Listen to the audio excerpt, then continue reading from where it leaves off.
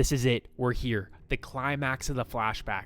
I cannot believe Oda's able to write this in such a fantastic way. Spoilers for chapter 1164. If you're not caught up, don't watch this. We start the chapter with the Big Six reacting to Rox being Domi reversied. Roger is still amazed that none of their attacks did anything. Emu comments on how resistant Rox is, and Rox kind of just talks more shit to him. He tells Emu straight up, Davy D. Jones was the previous king of the world, which is an insane lore drop. But Emu disagrees. They shut that down, and they're pretty triggered. Rox is like, it's just a name, it shouldn't matter to you that much.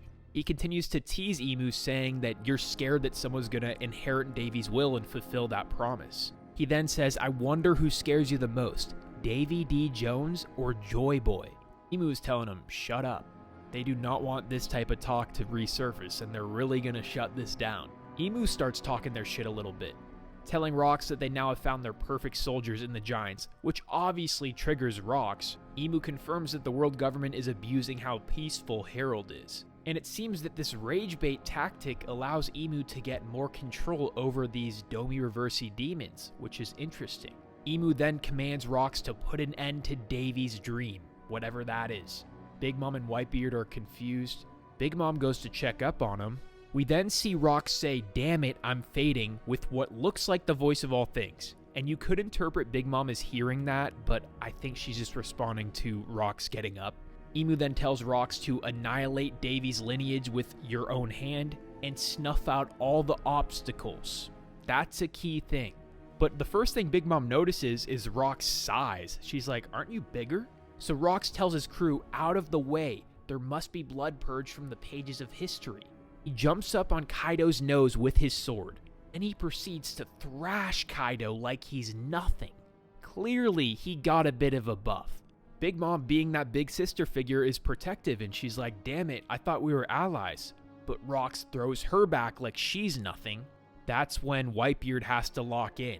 He tries to talk with Rox, asking him, we're in your way? And he confirms it. He says, you are. As they have this insane clash with Whitebeard's elbow, probably using the devil fruit. I guess we're supposed to take away that Whitebeard lost this clash, but I'm not sure.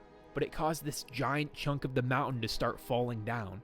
And Rox just goes on his way, so I guess Whitebeard actually lost that clash. The Celestial Dragons continue to freak out even more now, though, and they're telling the Marines, if you leave without us, you'll be executed.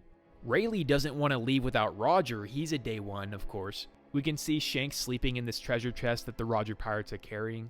Dragon is distraught that he lost baby Shanks. Little does he know that Shanks is safe and sound. Ivankov's trying to get Kuma to leave because he still wants to save people, but he actually sees someone right here, and it's pretty important. We see John is still alive, cursing Gonzui, and we see Gonzui got off screen by Shiki, and he's cursing Shiki. Shiki's got the treasure and the last laugh.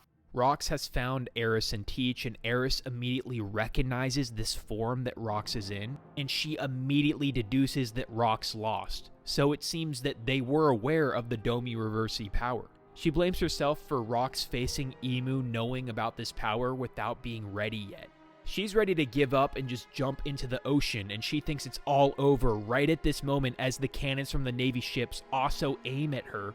Just at the last moment, it looks like it's all over, and you know the anime is going to stretch this out to 10 minutes. Kuma is able to save her, but Rox still attacks, and there's this huge explosion. We already knew Kuma saved 500 people, but somehow this flashback just continues to make Kuma look so much better. We see Emu's reaction. She tries to do an impression of Dragon, but she then tells Rox to eliminate everyone on the island. We see some Marines on a transponder Snell telling Garp to hurry up, and Garp is telling them, hey, I thought I told you guys to leave already. Roger's crewmates are wondering where he is as well. We see Rox start terrorizing these pirates. This dude is a menace, crazy overpowered, you can tell. Then we see Garp and Roger lock in, and they're like, bring it on, Rox. This gets Emu's attention, and then Rox pulls up.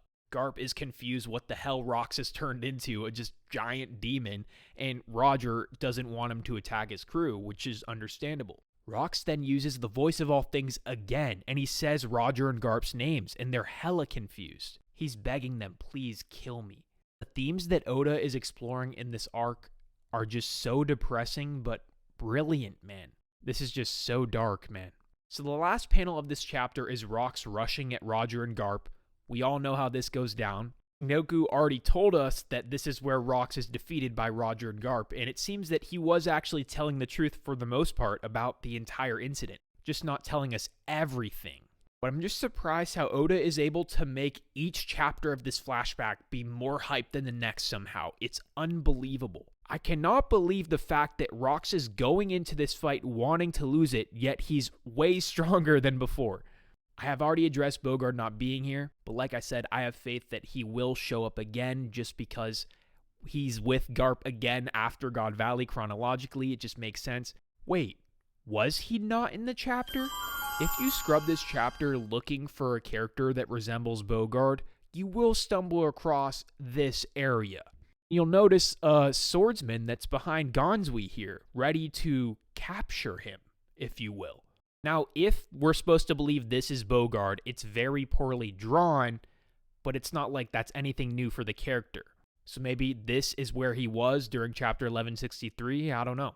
Regardless, I'm still a One Piece fan, so this chapter is amazing for me. I can't wait to make more content on this.